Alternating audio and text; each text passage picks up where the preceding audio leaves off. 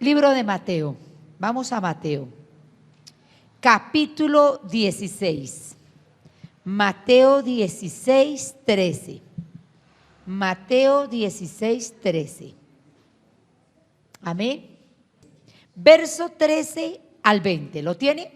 Si no tiene Biblia, por favor, escuche la lectura de la palabra de Dios. La palabra del Señor dice así, siendo la dirección del Padre, del Hijo y del Espíritu Santo. Viniendo Jesús a la región de Cesarea de Filipo, preguntó a sus discípulos diciendo: ¿quién dicen los hombres que es el Hijo del Hombre? Entonces, ellos dijeron: unos Juan el Bautista, otros Elías y otros Jeremías, esos sí estaban como graves, o alguno de los profetas. Él les dijo: ¿y vosotros quién decís que soy yo? Respondiendo Simón Pedro dijo: tú eres el Cristo, el Hijo del Dios viviente. Entonces le respondió Jesús: bienaventurado eres, Simón, hijo de Jonás, porque no te lo reveló carne ni sangre, sino mi Padre que está en los cielos. Y yo también te digo que tú eres Pedro, y sobre esta roca edificaré mi iglesia, y las puertas del Hades no prevalecerán contra ella. Y a ti te daré las llaves del reino de los cielos, y todo lo que atares en la tierra será atado en los cielos. Oiga bien, y todo lo que desatares en la tierra será desatado en los cielos. Entonces mandó a sus discípulos que a nadie dijese que él era Jesús el Cristo. Y quiero en esta mañana hablar acerca de este tema aquí que hay en Mateo capítulo 16. Y he llamado esta porción de la palabra de Dios, la he llamado las puertas del infierno. Bueno, usted dirá: uy, ¿por qué le puso ese nombre, las puertas del infierno? ¿Será que nos quiere asustar? No, luego va a entender por qué. Usted tiene ahí lo que leyó, ¿no es cierto? Tiene ahí. Nosotros este pasaje de Mateo, se lo quiero decir a todos, es tal vez uno de los más importantes de la Biblia. ¿Por qué? Primero que todo porque hay una confesión directa de que Jesucristo es el Hijo de Dios. Note, él no le dice a Pedro: no, Pedro, cállese, no diga eso. No, Jesucristo lo da, y lo da por testimonio: soy el Hijo de Dios. Eso sería determinante en la vida de Cristo y en la historia de la iglesia. Pero le quiero decir algo más. ¿Por qué las llamo las puertas del infierno? Note ahí lo que dice. ¿Cómo empieza el verso 13? Viniendo Jesús a la región de Cesarea de Filipo. Le pregunto: ¿se acuerda usted o sabe usted qué es Cesarea de Filipo? Déjeme decirle qué es Cesarea de Filipo. Cesarea de Filipo no le pertenece a los judíos, no era de los judíos. Cesarea de Filipo era una zona muy verde, muy bonita, que estaba al pie del monte Hermón. Hay muchos montes en la Biblia, pero el monte Hermón, en el pie, lo que diríamos al pie llanero, o sea, al pie del monte, había una zona verde fértil, y en ese lugar, oigan bien, estaba ahí templos, habían muchos templos. Como ellos no eran judíos sino eran griegos, había muchísimo templo de culto pagano. a unas 25 millas que vienen siendo, 25 millas vienen siendo alrededor de 40 kilómetros de Galilea. ¿Por qué dice esto? ¿Por qué le digo esto? Porque Galilea es la ciudad donde más Jesús se la pasa. Galilea es donde hace milagros, donde hace multiplicación de peces. Galilea es como la ciudad donde él más predica. Cuando Jesús se aparta de Galilea y se va a esta ciudad, a la región de Cesarea Filipo, no es por casualidad. Déjeme decirle, el norte de Israel, porque este es el norte de Israel, era un lugar donde había muchos griegos y ellos vivían ahí. Ahora le pregunto, o si usted se acuerda de las tribus de Israel, eran 12. La tribu más idólatra es la tribu de Dan. La tribu de Dan es la tribu idólatra de Israel. Dan vivía al norte. Y la tribu de Dan, cuando recibió esa tierra, no echó los idólatras, sino aprendió a vivir con los idólatras. Eso quiero aprovecharlo para decirle algo. Lo que uno no echa a cierta edad de la vida de uno, se queda para siempre. Le repito, Dios le entregó a Israel una tierra prometida.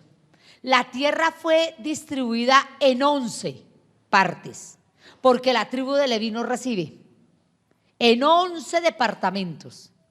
A Adán le toca el norte. Hoy usted está abriendo su Biblia en el Nuevo Testamento, porque la repartición fue en el Antiguo, y en el norte, y usted vuelve años después, el Señor Jesucristo nace, viene a la tierra y se mete a la región de Cesarea de Filipo.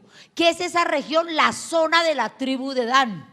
Y uno dice, y pues que esa zona, desde la tribu de Dan a Jesús, hay muchísimo tiempo, todavía sigue siendo idólatra. Es más, está más fuerte en idolatría, está más fuerte en inmoralidad. ¿Cuál es la primera lección que tenemos en esta mañana? Que cuando Dios nos entrega algo, cuando Dios nos da la vida, cuando Dios nos da talentos y dones, nosotros debemos arrojar de nuestra vida a tiempo lo que se puede quedar para toda la vida. Yo no sé lo que a usted le hayan enseñado sobre, por ejemplo, cosas como la masturbación. Yo le voy a decir mi concepto sin que vaya a haber problema, pero pues aquí graban las predicaciones. Yo soy de las que pienso que la masturbación es una etapa del crecimiento. Inconsciente o consciente forma parte. ¿Por qué inconsciente? Porque hay masturbación en sueños y se le escapa a uno. Ahí uno no es que quiso masturbarse. Que es más atacado el hombre en esa área, sí, pero que yo no puedo decir a alguien, si usted está masturbándose se va a ir para el infierno, porque yo tengo que ver la edad que la persona está viviendo, y que muchos hombres viven esa etapa cuando están en la etapa del crecimiento. Pero escúcheme bien, la única desventaja para apoyar esta teoría es que para masturbarse necesita una invocación. Y cuando usted invoca algo, ahí es donde está el pecado, porque invoca cosas y dice cosas, y las palabras que usa no son palabras totalmente agradables a Dios, sino que vienen a ser palabras muy fuertes. ¿Pero por qué le digo esto? Porque escúcheme bien, oigo mamás que me dicen que los niños se están masturbando, pero el niño tiene 3 años, tiene 5 años, tiene 6 años. Yo diría, como he tenido que decirle, que seguramente hay un abuso, porque nadie le puede enseñar a un niño de esos de 3 o 5 años. Tiene que haber un abuso sexual. Es más, de una vez le digo, si usted ve a un niño en esas circunstancias, uno no le va a pegar, porque él de pronto ni capta eso, ni que eso es bueno o es malo, aunque él siente en su conciencia que es malo y por eso lo hace a escondidas. Pero en la mayoría de casos, un adulto muy cercano al niño lo está abusando sexualmente. Pero déjeme decirle algo, ¿por qué viene eso? ¿Cuál sería el problema? Que él llegue a los 50 años y esté con un problema de masturbación. Déjeme decirle, se llega al matrimonio, uno se puede casar y tener esa situación en su vida. Es más, puede llegar a casarse y no querer una relación normal, sino querer esa situación. Por eso le digo que Jesús, cuando llega a esta región Cesarea de Filipo, ¿qué está haciendo? ¿Me permite la expresión? Está asaltando un territorio de zona roja. Jesús fue aquí con los 12 discípulos. ¿Sabe por qué Jesús dice vamos a Cesarea de Filipo? Cuando él decía Cesarea de Filipo, ¿quién quiere ir? No, porque eso está lleno de templos idólatras de los griegos. ¿Por qué le llamaban las puertas del Hades o las puertas del infierno? Porque eran unas rocas, habían unas rocas, y esas rocas tenían una propiedad, tenían cavernas. Y en Cesarea de Filipo había una roca que tenía una boca muy grande, y ahí estaba el templo del dios Pan. Pan, como el que usted pide en la panadería, Pan. Es el nombre de un dios, de un ídolo. Y escúcheme bien, esa boca en la roca era un templo, y la gente entraba allá para tener orgías y toda clase de inmoralidad con cabras, que significaban a Satanás. Entonces usted ya sabe que por qué los satanistas siguen usando la cabra. Eso es años luz.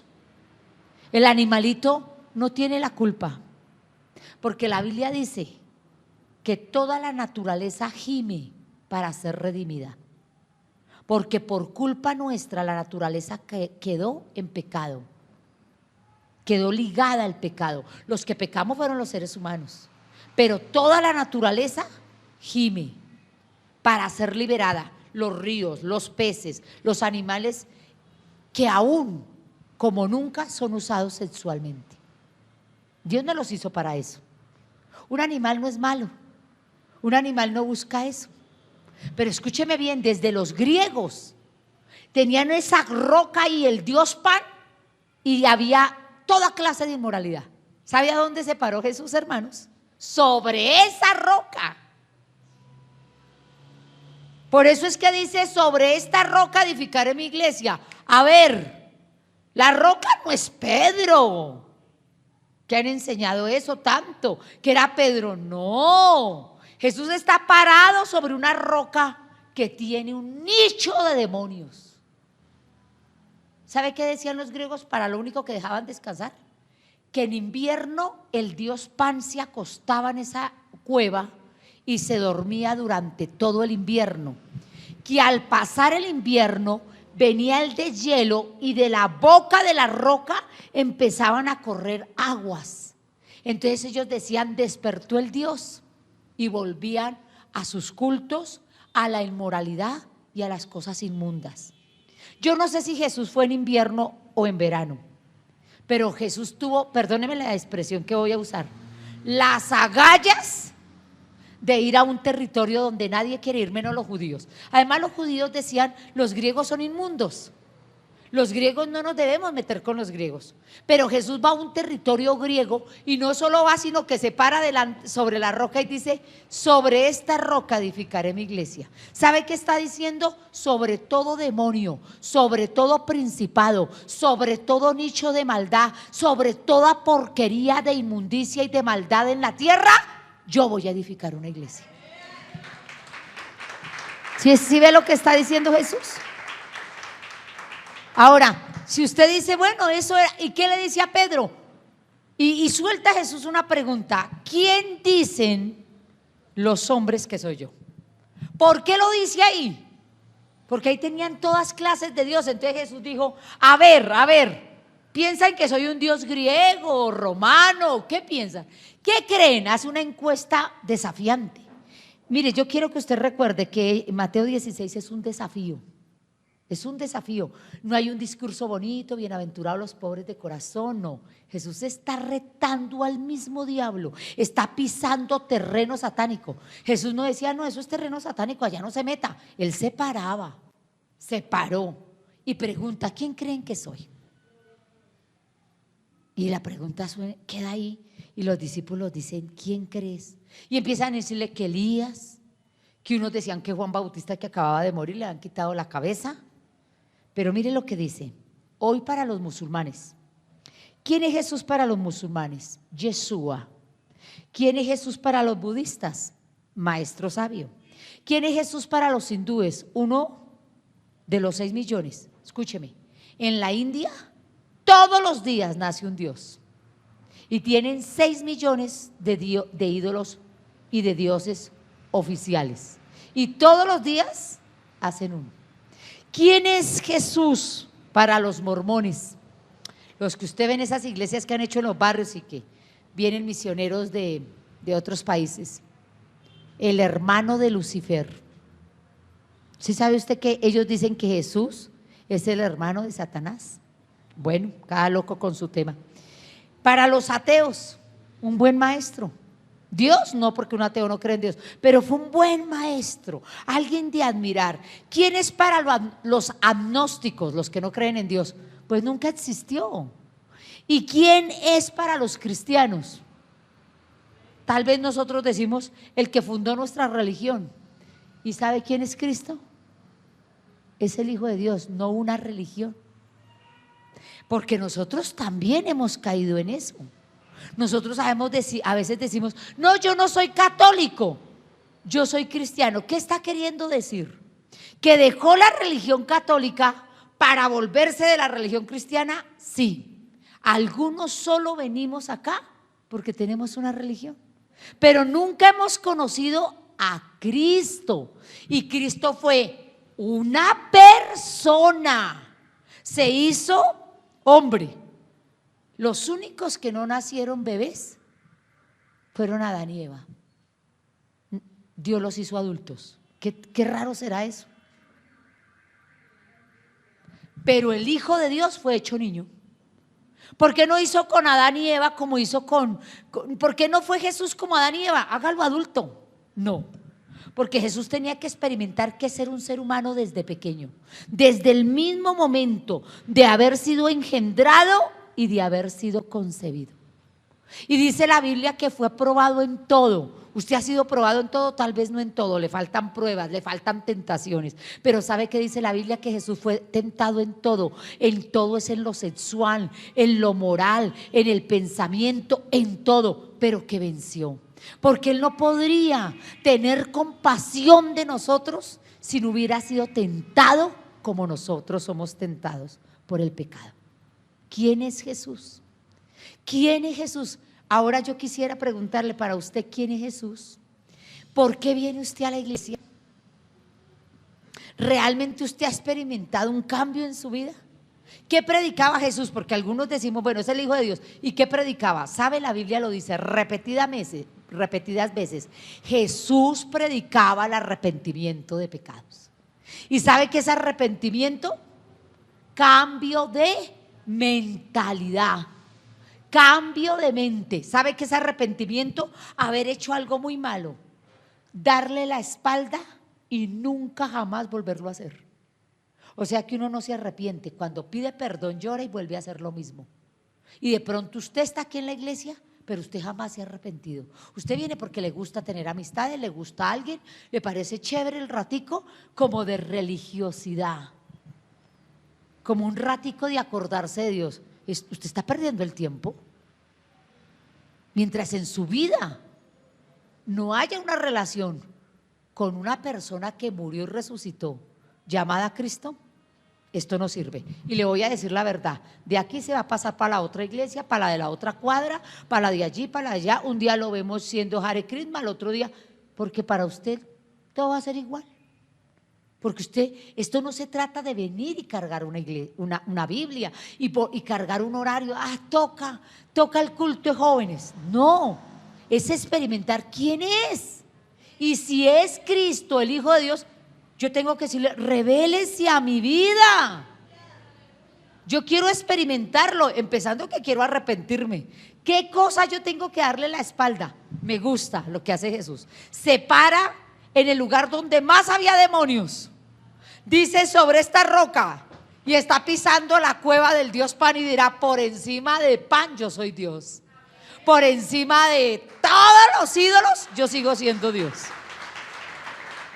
¿Sí me está comprendiendo? Y él dice, ahora mire lo que le dice, Pedro, yo creo que fui iluminado por el Espíritu Santo. Pedro se queda callado y dice, yo sé quién eres.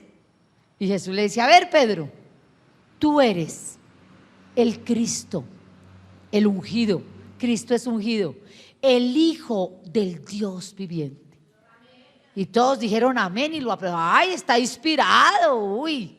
Y el Señor le dice, bien dicho, Pedro, bien dicho. Yo soy el Hijo de Dios. Escúcheme, y a ti te daré las llaves. A Pedro. A Pedro. Entonces nos imaginamos a Pedro rechoncho, gordo, con una barba blanca y con un llavero aquí. Y que él es el que abre el cielo y dice, sí puede entrar, no puede entrar. No. ¿Qué estaba representando Pedro? A todos los que confiesan que Cristo es el Hijo de Dios, a ellos les es dada la llave. ¿Cuál es la llave? La autoridad de parte de Dios. ¿Qué representa una llave? Autoridad. El que tiene la llave abre. El que tiene la llave abre. ¿Me está oyendo? Entonces Jesús le dice, tú tienes la llave. ¿Quién es el primer pastor de la iglesia? Pedro. Y Pedro, ¿qué es lo que empieza a predicar? Arrepentimiento. Y dice, cuando el Señor se muere, Pedro coge el puesto y dice, pues yo no sé predicar, pero aquí va. Y empieza a decir, arrepentidos de vuestros pecados, dejen de hacer lo malo, aprendan a hacer bueno. Y todo el mundo, ese es Pedro, el pescador. Y Pedro, lleno del Espíritu Santo, no sabía homilética, no sabía hermenéutica, no sabía nada, solo arrepentimiento, pero lo hacía con la llave que se le había dado. ¿Cuál era la llave? La autoridad. Y sabe, Jesús suelta algo espantoso. Mire lo que le dice, bienaventurado eres, Pedro, no te lo reveló ni la carne ni la mente, sino Dios. Y yo también te digo que tú eres Pedro, y sobre esta roca edificaré mi iglesia, y las puertas del Hades no prevalecerán. Escuche, y a ti te daré las llaves del reino. ¿Sabe qué le está diciendo el Señor a Pedro? Pedro, usted representa a todos los que después de que yo me vaya digan que yo soy el Hijo de Dios. Les voy a dar autoridad sobre ¿qué? Primero, las puertas del infierno. ¿Usted sabe qué es el Hades? El Hades es una palabra griega, no es hebreo, porque él está en territorio griego. Y mire lo que hace Jesús, es tan osado que dice, yo tengo las llaves del Hades. Usted se imagina si habían griegos oyendo a Jesús, ¿este qué se cree? ¿Sabe qué es el Hades? El lugar de los muertos para los griegos, el lugar donde ellos siguen peleando, comiendo, pero donde ellos dicen que ellos no mueren, sino que se pasaban al Hades. Jesús coge la palabra griega, porque la palabra hebrea para el lugar de los muertos, ¿cuál es? Seol, que está en los Salmos. David, por ejemplo, dice, no me mandes al Seol, porque en el Seol nadie te adorará. Pero nosotros sabemos que en la Biblia Seol no es un lugar malo, sino es el lugar donde está uno muerto. Y que muerto no es que dejó de existir, sino muerto es dormido. Dígale al que está a su lado, usted es eterno, usted nunca dejará de existir. Dígale, usted solo se duerme. ¿Cuánto se va a dormir? Yo no sé. Ahora Jesús no dice, y las puertas del Seol, no, porque ¿en qué está? ¿En dónde está? Está en un territorio griego, está en un templo de idólatras, está en el templo y en la boca del ídolo llamado Pan. Está diciendo sobre todos estos demonios que hay acá en este momento, ustedes que han hecho toda casa inmoralidad, yo les digo que tengo las puertas del Hades. Y les digo una cosa, que las puertas del Hades no prevalecerán contra la iglesia. A ver, quítese la imagen, jovencito y niña, de iglesia que yo estoy nombrando iglesia. 4 paredes.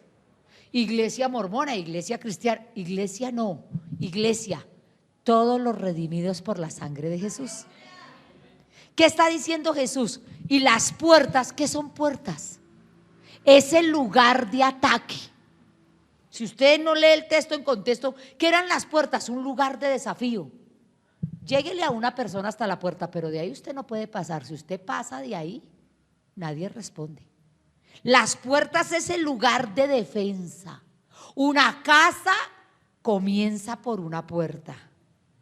Y si usted se entra de ahí para allá, está pisando terreno ajeno. Si usted se queda en la puerta, es otra cosa.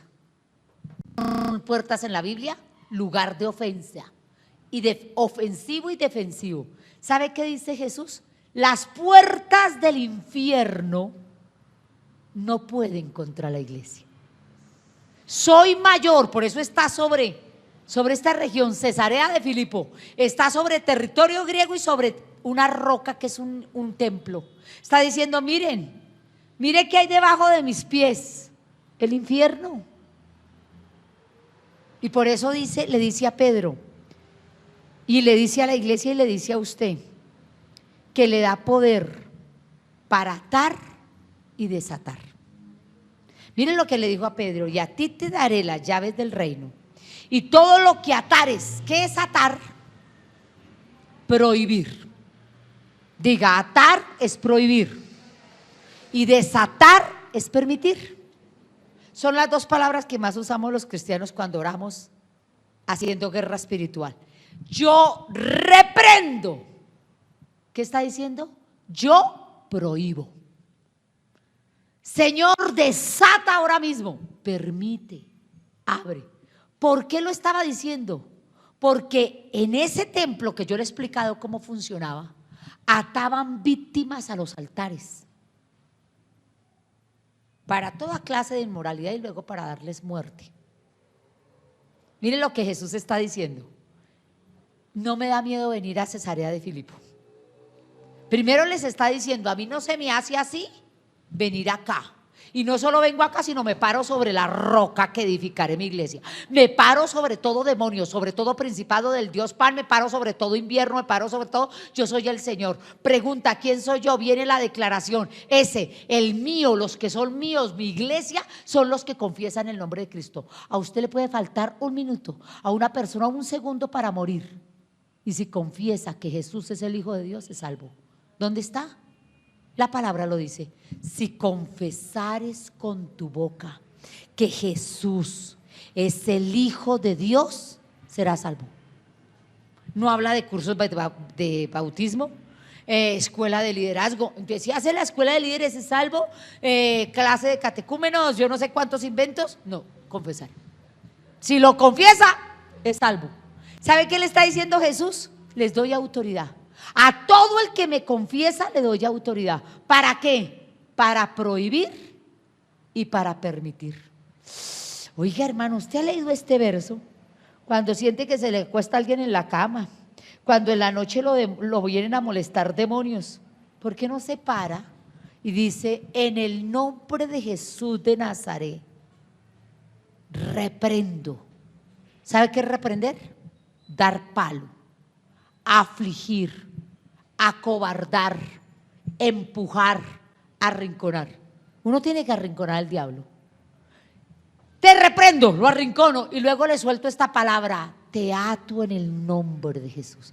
Te prohíbo, no es lo que le está poniendo lazos, te prohíbo que actúes, que hables, que me toques.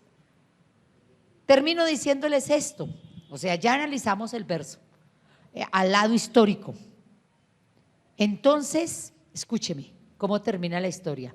Mandó a sus discípulos que a nadie dijesen que era el Cristo.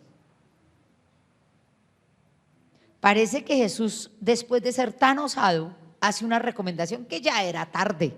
Los griegos habían escuchado y habían visto todo lo que pasó en la región de Cesarea de Filipo. Pero escúcheme algo. ¿Por qué le traje esta palabra? ¿Por qué le he explicado quién era Cesarea de Filipo? Que había un templo allí. ¿Por qué? Porque esta palabra es para ustedes, hermanos, y para mí. Nosotros tenemos que desafiar al enemigo. Jóvenes, escuche esta palabra con todo el respeto que me merece. Libro de Lucas. Lucas capítulo 9, verso 26. Lucas 9:26. Porque el que se avergonzare de mí y de mis palabras De este se avergonzará el Hijo del Hombre, o sea, me avergonzaré yo, está hablando Cristo, Jesús, cuando venga en su gloria y en la del Padre y de los santos ángeles. Escúcheme, ¿cuántos de nosotros que estamos esta mañana aquí necesitamos lo que dijo Jesús? Jesús le está pidiendo, si hay en esta mañana alguien que sea seguidor de Cristo, Él nos está diciendo que no tengamos vergüenza de ser sus hijos. Mire lo que dice aquí: si alguien se avergüenza de mí, yo me avergonzaré en el cielo, delante de mi Padre y delante de los ángeles. Diré que no lo conozco, que yo no sé quién es. No hay nada peor que usted vaya a saludar a alguien y le diga, yo no sé quién es usted. O que usted le pida un favor y diga, ¿nos conocemos? ¿Cómo así? Es lo que Jesús dice. Cuando lleguen allá y me digan, Señor, Señor, yo suyo, porque en la tierra nos avergonzamos. ¿Sabe que hay una tendencia en los jóvenes? Es el sentimiento de vergüenza constante. Usted se avergüenza si es muy flaco, se avergüenza si es gordo, se avergüenza si es alto, si es bajito.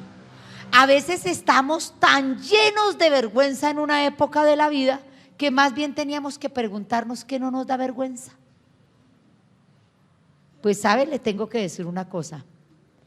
Jesús liberó a los discípulos, que eran gente adulta, y les dijo, mire, yo no me avergüenzo de entrar en el puro territorio del enemigo. Entro al territorio del enemigo, predico, hago mi declaración, le doy autoridad a la iglesia, entrego las llaves, hubo confesión, hubo entrega de territorio, hubo un llamado y dijo Jesús, si no me avergüenzo, aunque sean los muy griegos, los muy sabios, la eminencia del mundo en ese momento, ¿quiénes eran? Todavía quedaba un poquitico de los griegos, los romanos se fortalecerían más. Pero el Señor dijo, no importa, yo me paro delante de quien sea y hago mi confesión. Le pregunto, ¿dónde es que usted tiene que pararse? ¿En la universidad? No aquí. Aquí es fácil pararnos. A ver, parémonos, adoremos al Señor. Todos nos paramos. A ver, te quiero ver, te dice el Señor hoy. Quiero verte delante de tus compañeros de la universidad diciendo, Jesucristo es el Hijo de Dios. Allá es donde no nos tiene que hacer así. Es allá. Es saliendo de la universidad cuando le dicen camine a tomar, camine a beber, que usted dice no voy. Ay, le tiene que pedir permiso a la mamá y viene toda la clase de burlas que usted pueda decir. Sobre esta roca me paro, sobre todo demonio de alcoholismo, potestad de las tinieblas, no voy, no participo, no lo hago y punto. ¿Sí me está comprendiendo? ¿En dónde necesitamos levantarnos y pararnos? En los nichos de demonios. Cuando aquí están las drogas, cuando aquí está la pornografía, párese y diga esto: ato, reprendo, en lugar de decir, ay, ¿qué hago? Señor, líbrame, ilumíname, ¿tomo o no tomo? Contemos, pin 1, pin 2, pin 3, ¿qué hago? No, sí, no. ¿Qué tiene que tomar? La llave de la autoridad. Tome la autoridad, perdóneme la expresión, párese en las puertas del mismo infierno y diga, no, sobre mí hay alguien que tiene poder sobre el infierno, sobre el cielo, sobre la muerte, sobre la vida, y en el nombre de Jesús digo no. Eso es lo que Dios quiere. ¿Por qué llevó a los 12 discípulos? Porque les estaba enseñando. Yo me voy a morir, les estaba diciendo el Señor, ya no estaré con ustedes, les voy a mandar al Espíritu Santo, pero yo quiero que sean ustedes osados. Le pregunto, ¿cuántos de ustedes son osados? ¿Cuántos de ustedes se volarían con el amor de su vida? Más de uno, no pregunto. No espero respuestas.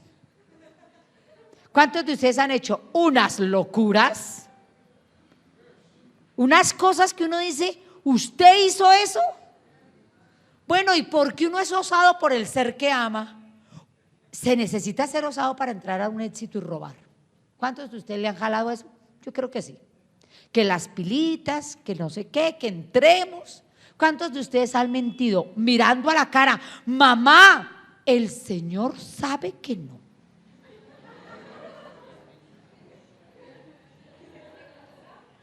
Y el Señor dice, si supiera que yo sé todo. ¿Cuántos de ustedes han dicho, mire, porque es pecado, se lo juraría a Chuchito que sí? Yo no sé quién será Chuchito porque no es el de arriba, yo no sé quién es, que no sé qué. ¿Cuántos de ustedes son osados en ponerse en una ropa que solo usted la pone? Porque tiene que estar medio loca y medio loco para haberse puesto lo que se pone y salir a la calle. ¿Son osados? Son osados. Hacen unas cosas que uno dice, ¿qué sobra en la juventud? ¿Sabe qué sobra? Eso, valentía, arrojo. ¿Sabe ustedes qué suelen decir para las que sea? Y es en serio. Y le toquen una amiga. Usted se va remangando y aquí vamos. Oiga, espérese. No piensan. A veces uno cuando es joven no piensa. Solo actúa, se deja llevar por la pasión, por la emoción. ¿No ve allá en el estadio? Usted sabe que eso de las barras bravas no es que uno ame a Millonarios y a Santa Fe. Eso es mentira. Es que uno necesita sacar la violencia, la amargura, el resentimiento, la falta de padre. Uno necesita sacar. Entonces uno dice, pongamos unas camisetas, porque uno solo es es más cobarde. Entonces engavillémonos. Y ahí sí sale, grita, rompe vidrios. Póngale cuidado a los que salen a tirar piedra. ¿Saben del problema social? A veces no saben, solo son osados. Hay que tirar piedra para las que sea. Hay que ir a darle a alguien, camine. Eso nos sobra cuando somos jóvenes. Petición en esta mañana: ¿por qué no coloca toda su valentía y su espíritu osado para ser cristiano? ¿Por qué usted no se ha ganado a nadie de la cuadra? ¿Por qué usted tiene un grupo de amigos inconverso y nunca le ha predicado a nadie? Mire al que está al lado y dígale, ¿cuántos ha traído a la iglesia? Con eso le digo todo.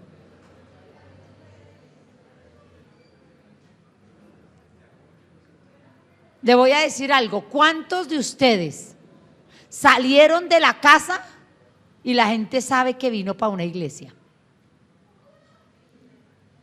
No voy a dar una vuelta. ¿A dónde está? Por ahí. Diga que va a una iglesia. Porque la gente repite groserías y repite groserías en las canciones y unas inmundicias y unas barbaridades, y usted le hace así repetir una canción de Cristo. Porque le da pena encontrarse con uno y que le diga, hola hermano, hola, ¿cómo es? No le dé pena decir hermano, que a la gente no le da pena decirle hola y un chorro de groserías. ¿Por qué no somos osados para cargar una Biblia? Porque usted no se le ha dicho al profesor que se lo tiene que decir de la universidad. Yo respeto lo que usted me enseña, usted es una eminencia, pero yo tengo una fe y usted me la respeta. ¿Por qué nos da miedo? Ay, no va a ser cristiana, ¿no? Sí, lo soy. ¿Qué va a hacer el viernes? Me voy para la iglesia. El sábado para la iglesia. ¿Qué le pasa? Se está envejeciendo, se va a morir. Ser osada es lo que yo escogí. Predicar, hablar. Si una compañera se enferma, puede decirle, ¿quiere que ore por usted? ¿Por qué lo piensa 2 veces? Ore, Dios verá lo que hace, usted no sana a nadie. Testifíquele, háblele que se va a suicidar, que anda con el cuento, con la depre. ¿Por qué lo tiene ahí tan necesitado, muriéndose? Y usted no es capaz de coger valentía y ministrarle y de decirle, yo tengo la medicina. Le voy a decir algo y espero que no se ofende. Muchos de ustedes son valientes para lo que no sirve.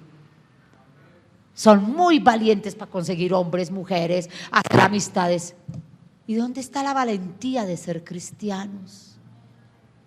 De ser capaz de pararnos sobre las puertas del infierno y decir que amamos a Jesús. Porque hemos perdido. ¿Y cuántos de nosotros, cuando lleguemos arriba, el Señor dirá, yo no lo conozco, apartado de mí? Jamás lo he visto, porque Él nos promete, es una promesa, el que se avergüence de mí en la tierra, yo me avergonzaré delante de mi Padre y delante de los ángeles diré que no lo conozco. ¿Por qué somos tan valientes para hacer cosas malas? Y nos da miedo ser cristianos y seguir las enseñanzas y aprender a decir, pues sí. ¿Por qué le da miedo entrar al barrio Santa Fe? A ver, jóvenes, ¿cuándo ha sido la última vez que salieron a tomar el barrio? Salgan, no a las 9 de la mañana, salgan por la noche cuando está todo esto lleno de viciosos. ¡Salgan! Entonces, ¿a quién le vamos a predicar? A la gente que viene. ¿Sabe? Yo casi no estoy de acuerdo con las células de los grupos familiares. No sé, nunca preguntaba aquí cómo funcionan. Creo que tienen algo que llama grupos de vida, no sé qué, algo así. Nunca he preguntado. Pero ¿sabe qué son las células en otra parte? Cristianos que vienen a congregarse en una casa. O sea, no hacemos el culto en la iglesia, sino venga a mi casa. ¡No! La verdadera célula es que yo traigo a alguien que no conoce a Cristo a mi casa, a predicarle de Cristo y darle un café. Pero si en mi casa todos son cristianos y estoy haciendo una célula, dejemos ese jueguito, esto es una bobada. Yo tengo es que salir a la calle. Jóvenes que están aquí, ¿por qué no van a la Cuadra Picha? ¿Por qué no van a toda esta zona? ¡Vamos! ¡Ay, no! A la noche, a las 9, ¿qué tal que nos contaminemos? Pues si usted se contamina es porque usted no estaba firme. Porque si usted se entra a una discoteca, los otros predicando, y usted se entra a una discoteca, usted no era del Señor.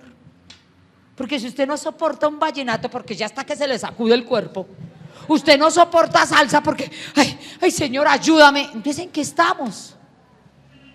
Vi una vieja casi en pelota, Señor, guárdame, ayúdame. Vaya, háblele y gánesela para Cristo. El cuerpo para usted y el alma para el Señor.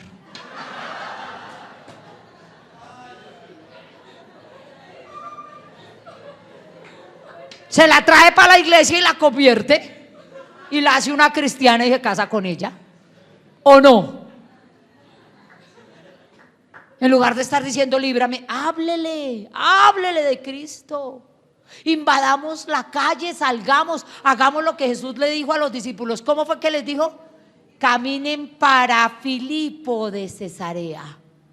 Allá, Señor, ¿está normal? Yo creo que todos iban, Señor, usted adelante, hágale. Yo estoy segura que Jesús iba adelante. Y cuando se subió encima de la roca, todos dijeron, ay Dios mío, ay, tan atrevido, como ir a pararse en la Plaza de Bolívar y decir, voy a predicar de Cristo. Párese en el Transmilenio. ¿Por qué no predica en el Transmilenio? Mucha pena. ¿Y cómo no le ha dado pena decir que lo lleven por 500 cuando tiene la plata del bus guardada?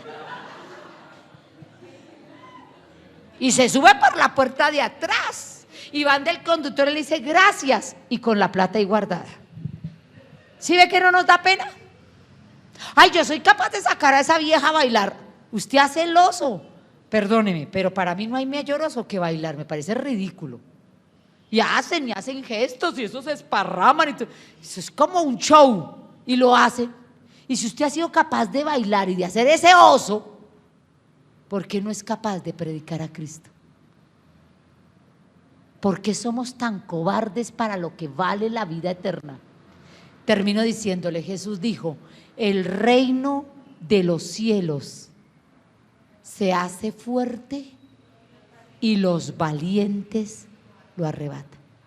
Jesús dijo, porque angosto es el camino y estrecha la puerta que lleva al camino de salvación, y pocos son los que la hallan.